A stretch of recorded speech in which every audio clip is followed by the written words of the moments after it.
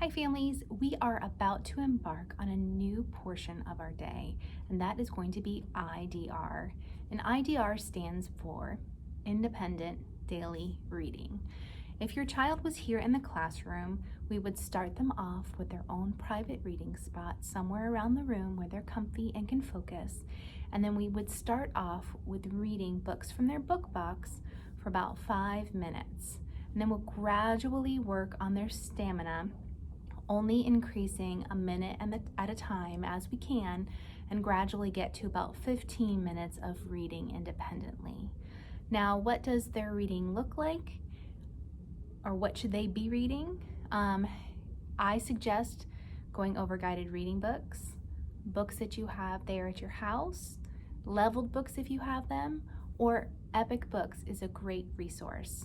I can put that video that I made for you a while back in our how-to videos so you can see how to use Epic to locate leveled reading books. Let's see, I told you what it stands for, I told you what you could read, I told you how long to read, and the last thing for our intro to IDR is I'm going to read you a book. All right, so this is called How to Read a Story. It is by Kate Messner and illustrated by Mark Siegel. It's about a little boy learning how to read. How to read a story. Step 1, find a story, a good one.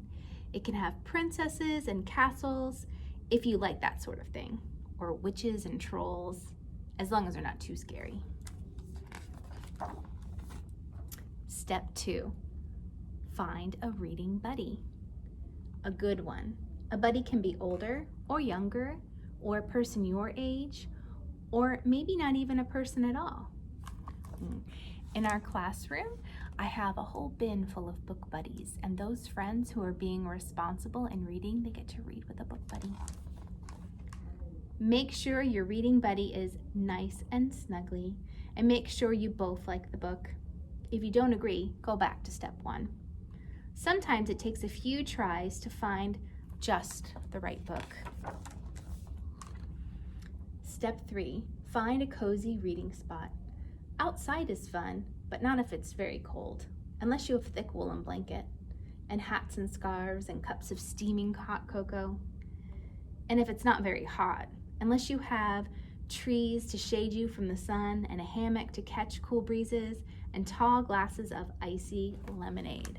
So in the classroom, you would find a spot that you're kind of off by your own and no one can really bother you, but at home, the possibilities are so much better. So make sure that when you find your independent daily reading spot, that it's someplace super comfy that you love, that it's going to be a really great place for you to read. Inside is good. Couches are cozy. So are chairs big enough for 2. Just be careful not to get stuck. Step 4, look at the book's cover. Can you guess what it's about? Read the title. That might be a clue. Step 5, open the book. This is the exciting part. Read the story in a loud, clear voice, not too slow and not too fast. You can point to the words if you like, but you don't have to do that. Once upon a time.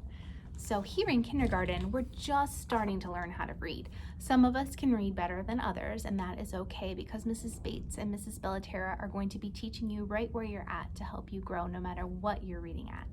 And the next few days, I'm going to do different lessons on how to read a book if you're not actually reading words yet. So stay tuned for those.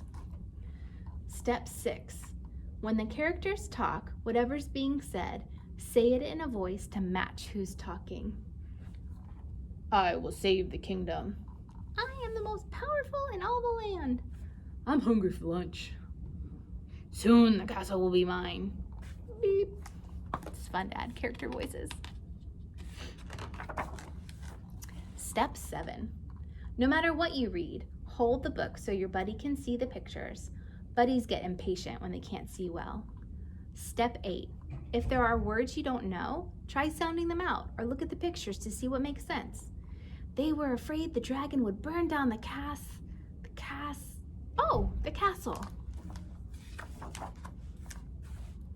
If you need a break, you can pause for a minute and talk to your reading buddy to predict what might happen next. Will the castle catch on fire? Will the princess tame the dragon? Will the robot marry the princess? Will the horse make friends with the dragon? Will the dragon eat them all for lunch? That's very good questions. Step 9. When you get to the exciting parts, make your voice sound exciting too. Who dares disturb me in my cave? The dragon growled. Oh dear, oh no. The robot was so scared his metal parts rattled. What would they do? But the princess tackled that dragon and held him down. You must promise you'll leave our kingdom in peace.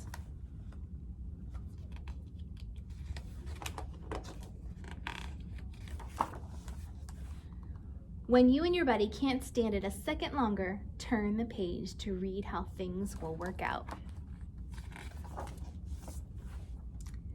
The dragon promised and decided it was better being friends, and they all lived happily ever after.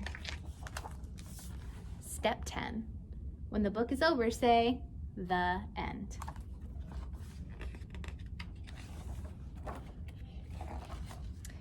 And then, if it was a really good story, go right back to the beginning and start all over again. All right, guys, I hope you have enjoyed your introduction to Independent Daily Reading, or IDR. Today, you just learned what it's about. As I mentioned, in the next few videos, I'm going to show you different ways that you can read during that time and what it might look like based on books you might have at your house. And then on Friday, we'll do I'm going to have you do a discussion board, but on the discussion board, you're going to be sharing a video and we'll be responding to each other. But I'll tell you more about that later. All right, guys, see you tomorrow.